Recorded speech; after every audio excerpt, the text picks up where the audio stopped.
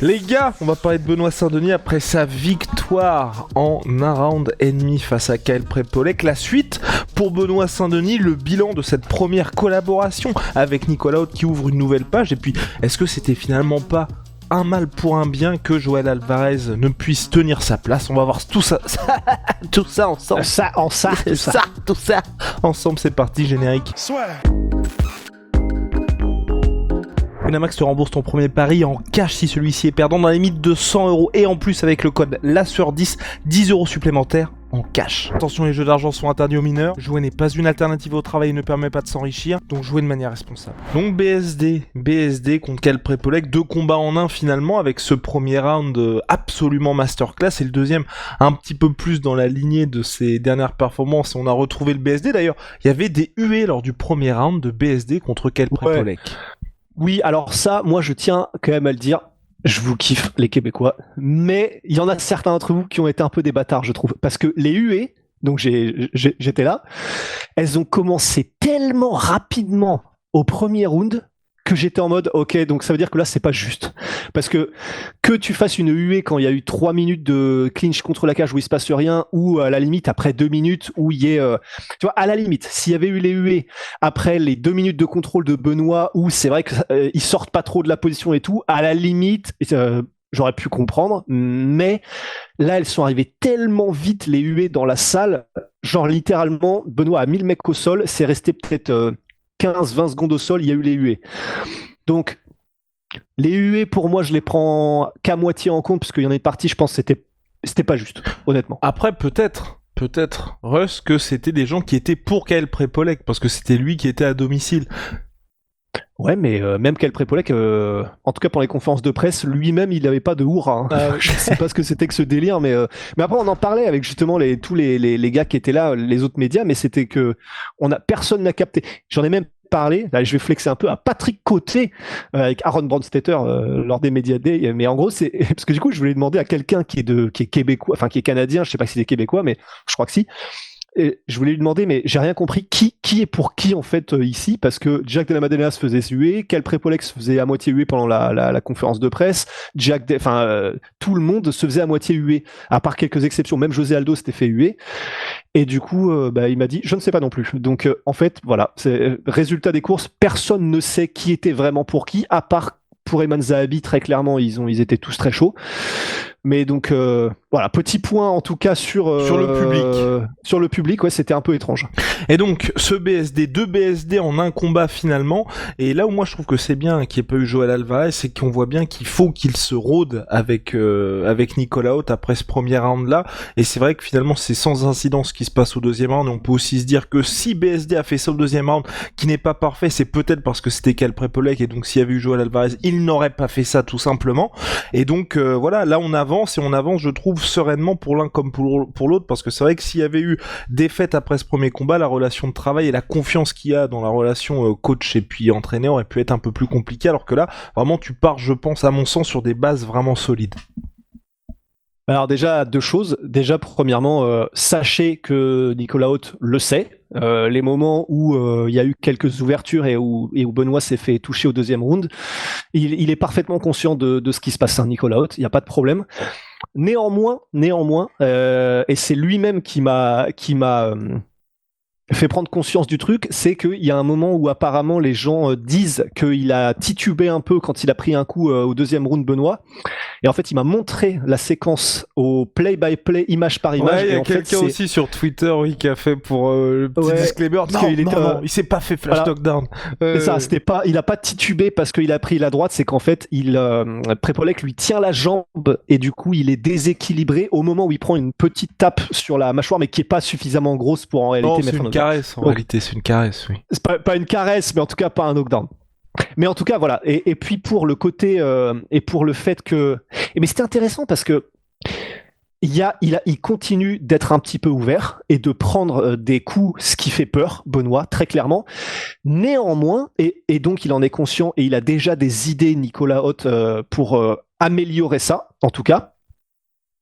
Mais il y a aussi des trucs, en tout cas, où moi, ça m'a fait kiffer parce que faudra que je revoie ses combats d'avant à Benoît, mais il a fait des trucs là en anglaise, j'avais pas souvenir de l'avoir vu faire des bails de jab où il se baisse en même temps et donc il évite les répliques, des bails de il fait un jab au corps comme ça et ensuite il remonte à la tête un peu à la Junior Dos Santos, mais sauf qu'au lieu d'un gros overhand c'est plus un direct du bras arrière et tout, et sur des séquences comme ça, ou après des trucs où il met des esquives, j'avais pas souvenir qu'il en fait. Peut-être que c'est moi qui veux voir ce que je veux voir, mais il y a eu, parce que c'est ce qui est possible, hein, mais là il y a eu vraiment des séquences anglaises où il s'est fait toucher, il y a certaines fois, très clairement parce qu'il avait les mains basses et que ça fait flipper, parce qu'il y a des moments où il a main basse et il bouge pas la tête ou qu'il en prend, c'est juste qu'il en met plus fort mais il en prend, mais néanmoins, j'ai aussi vu perso des séquences, et vraiment remettez le combat, je vous promets, c'est pas moi qui me fais des idées, c'est juste, est-ce qu'il le faisait avant ou pas, peut-être là où c'est là où je machin, mais où il fait des esquives de tête, où il décale sa tête en même temps qu'il envoie, où il fait des combos où il va au corps d'abord en se baissant, il remonte à la tête et où il ne se fait pas toucher,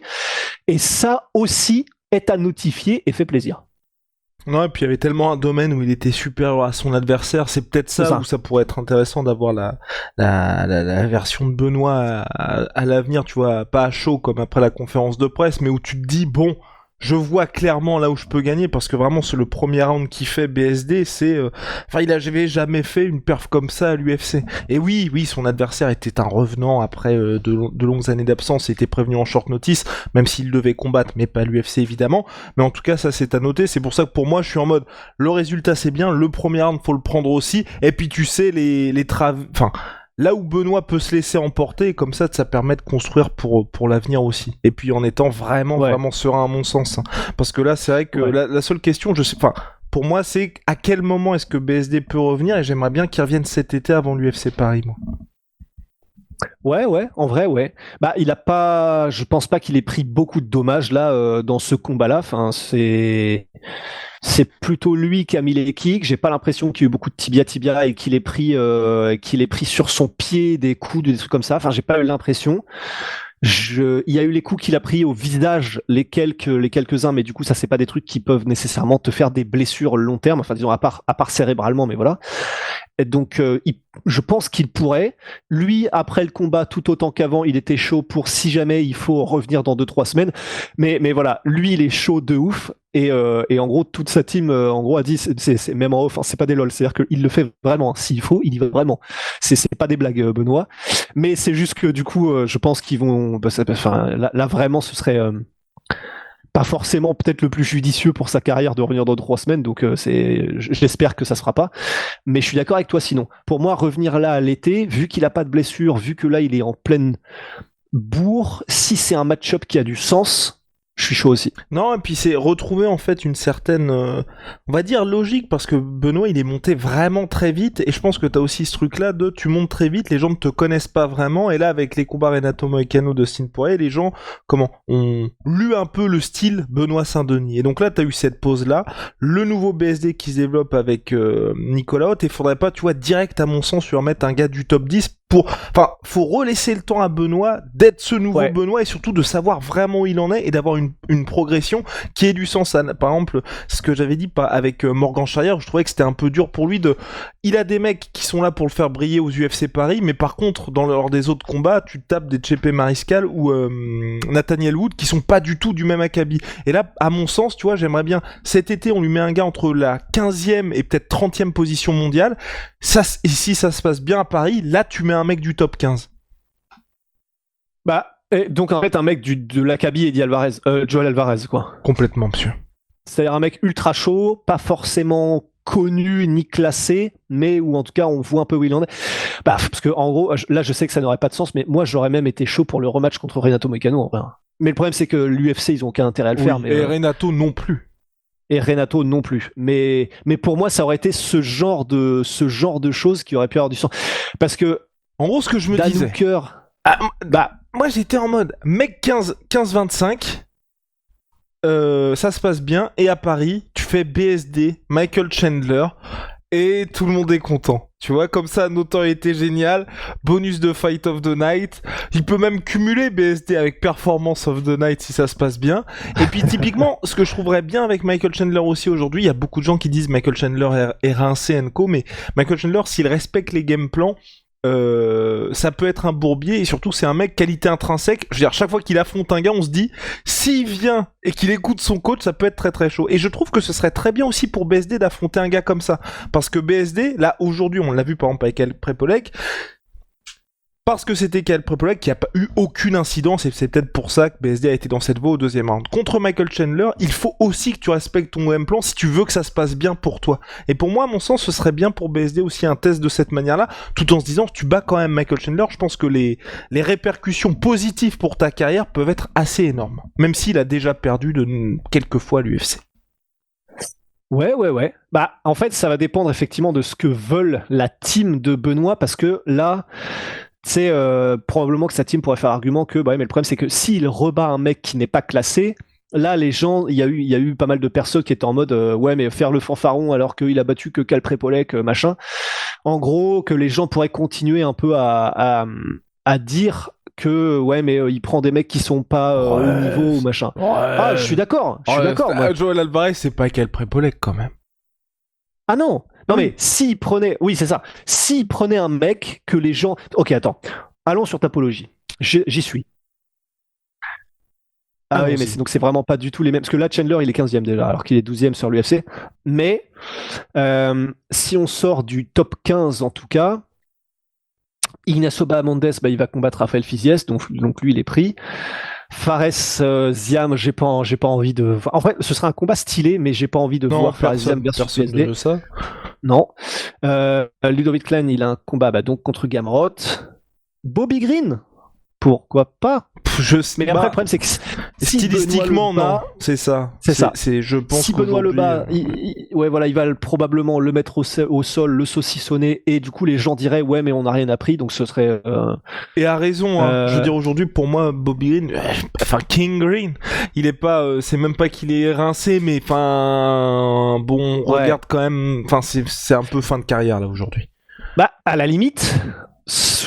Soit ça ferait flipper sa mère, et je pense que l'UFC ne le fera pas parce qu'ils n'ont pas envie de gâcher l'un ou l'autre, mais soit le fameux Mauricio Ruffi, qui n'a pas de combat a priori là, oui. Soit en vrai Mateusz Rebecki, avec un petit entraînement. Et j'y pensais aussi, tu vois, et ça peut être pas mal, ça peut vraiment être pas mal, et peut-être... parce qu'il est chaud. Mais j'ai envie de dire... Petite préférence pour moi pour Ruffi, parce que Rebecki c'est un peu... La hype. C'est ça, c'est la hype, et puis tu sais que les deux ont quelque chose à gagner, tu vois, perso, tu vois, je pense que PSD qui bat Rebecki, il passe un truc, mais auprès des gens qui sont vraiment les fans hardcore qui regardent tous les UFC. Alors que Ruffi aujourd'hui, il a vraiment n'importe quoi, le vent en poupe. Et donc forcément, ça peut être intéressant. Comme il l'avait proposé, un main event d'un Fight Night, on signe tout de suite. Certes. Mais là, c'est juste purement égoïstement, mais je me dis, comme il y a un poil moins, disons, en tout cas on a l'impression, parce que putain c'est quand même un finisseur Rebecki, hein. Je suis en train de regarder, en fait on dit Ruffi c'est plus dangereux, alors ouais, en tout cas là il a plus de hype et effectivement le vent dans le dos et il met des highlights de malade. Enfin Rebecki, putain, sur ses 20 victoires, il a que 4 décisions, et sa dernière décision à l'UFC là en split contre Orolbai, c'était une guerre, mais une guerre sans nom. Et sinon, à l'UFC, il met une clé de bras round 1, il met un KO sur overhand round 2, au Contender Series, étranglement arrière round 1. Faut y aller quand même, hein. Mais donc dans ce cas-là, donc effectivement, allons sur Ruffi à choisir. Parce que si l'un et l'autre sont hyper dangereux, des finisseurs, et que ça va être une guerre, allons sur celui qui rapporte de la hype si on gagne. Et voilà. Non, mais c'est pour ça. Et puis ensuite, gros combat à l'UFC Paris pour Benoît. Mais c'est vrai que là, il est vraiment entré dans une nouvelle dimension. Et c'est pour ça que pour moi, c'est important d'avoir un peu de stabilité, sérénité, d'avoir une montée un peu plus graduelle.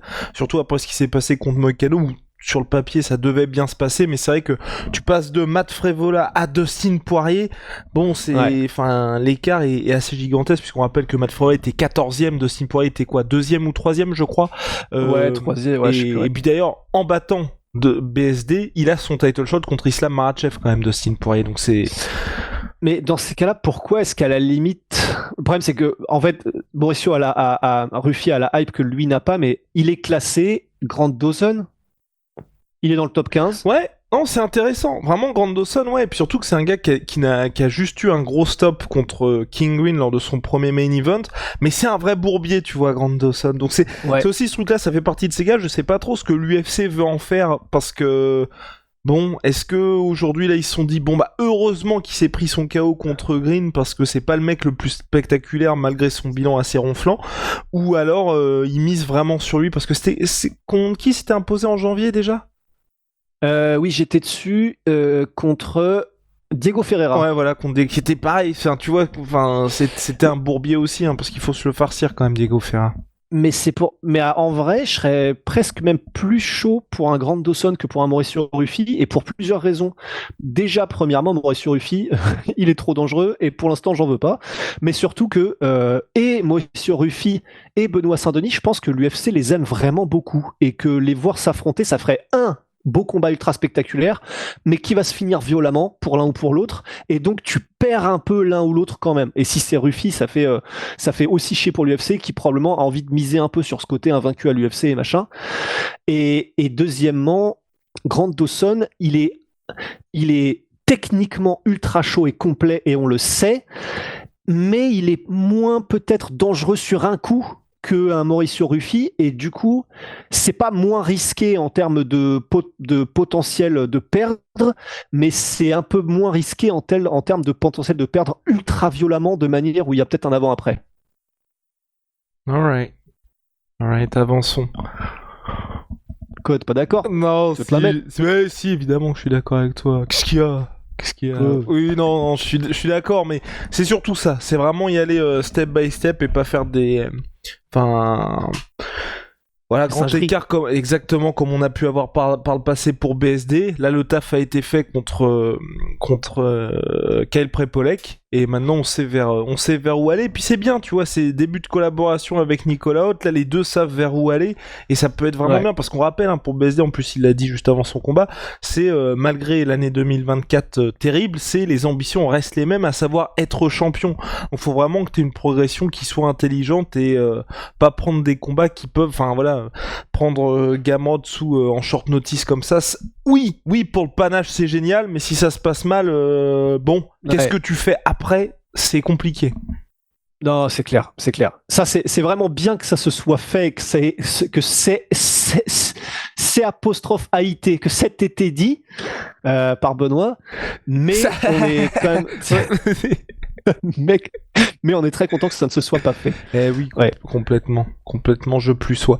Donc voilà pour BSD pour la suite. En tout cas, évidemment, les gars, il n'a pas fait d'avancée en termes de classement, puisqu'il était à des années-lumière de lui dans les classements mondiaux qu'elle Prepolek, donc vous n'allez pas gagner de place avec ça, donc vous n'avez qu'à regarder, c'était, comment il s'appelle, qui a battu Bonical, Régnier de Rieder, qui n'avait pas progressé non plus dans le classement middleweight en battant Bonical, mais récompensé par l'UFC, puisqu'il aura droit à Robert Whittaker à Abu Dhabi. Donc pour BSD, voilà, il a maintenu sa place et il reste dans le top 15, qui est l'essentiel, voire pour la suite pour l'UFC. Et voilà, c'est bien, il s'en sort indemne, donc on espère un combat cet été avant l'UFC Paris. Et pareil, tu vois, je sais pas si ce serait une bonne chose aussi de le mettre directement main event de l'UFC Paris. Dans quel pourquoi? Direct leur mettre main event? Bah, s'il gagne entre-temps à un combat en juillet ou quoi, en vrai, ça aurait du sens qu'il soit main event, hein, si jamais il n'y a pas Nassour ou Cyril. Ok. Non, ça me choquerait pas. Ok, bah si ça te choque pas, y a pas de souci. Pourquoi non, moi j'aurais bien aimé, tu vois, un petit co-main ou qu'il soit main event d'un autre Fight Night durant l'été, tu vois. Encore pour ce côté, on essaye de faire entre guillemets les choses bien, où t'as cette progression aussi logique pour Benoît, parce que c'est vrai que mine de rien, quand on y pense, le fait que tu bats Frévola, première fois que, t'es en ouverture de main card d'un pay-per-view, juste après t'as Dustin Poirier, et ensuite t'es main event à Paris, 5 rounds pour toi, plus, le délire de porter cette carte, t'es chez toi, t'as énormément d'attentes, en fait, retrouver un semblant de mais quand je dis ça, il est pas normal entre guillemets BSD parce qu'il fait des choses extraordinaires, mais dans le sens, tu vois, un semblant de normalité dans cette progression qu'il n'a peut-être pas eu BSD, parce que tout s'est accéléré à partir du moment où il y a eu le KO contre Frévola. Sinon avant, tu vois, c'était un petit peu une suite logique en termes de progression, et donc retrouver un petit peu ça. Et je me disais, tu vois, un Ouais. petit co-main avec pour le coup, soit un Assour, soit un Cyril qui soit main event. Et lui, effectivement, tu le mets, allez, on rêve, co-main event en 5 rounds contre un très grand. Putain, t'imagines. Ouais. Non, mais effectivement, d'autant plus qu'il a cité lui-même, Benoît, là, dans les interviews de cette semaine, le fait qu'il avait sous-estimé un petit peu le poids des médias et etc. lors de sa montée. Je sais plus s'il en parlait pour le combat de Dustin ou celui de Renato, mais il a parlé un peu de ce poids-là des attentes et des médias. Donc effectivement, ça pour aller dans ton sens. Merci monsieur. Bref, ça se passe sur MySweetPea les gars, moins 30% sur tout MySweetPea, MySweetPea, avec le code LASSEUR, complément alimentaire, les bars, les fringues, enfin, Les bars, des grosses barres de rire, et puis la pression dans les bars. révolution dans les boissons énergisantes, thé glacé, boissons de réhydratation, ils ont plein de nouvelles saveurs, ils font des milkshakes également, code LASSEUR 5, pour votre première commande, moins 5 euros, Ah bah si tiens, vous avez 3 fois déjà même. commandé chez eux, code LASSEUR 10, moins 10%, Attends, parce que on peut aussi, on parle de BSD, autant mettre en avant. autant SAS. mettre en avant le SAS Dispo chez Onae, Made in France. On parle du savon, on parle de l'emballage fait à Toulouse, les gars. Ah, l'emballage va vous emballer. Hein. Eh oui, eh bah ça. Non, franchement, en plus, on a nos nouveaux emballages. Vous là maintenant, perfect fit oui. comme on les appelle. Et donc, code LASSEUR 10, moins 10%, surtout Onae, onae.fr, H-O-N-A-E. Aïe.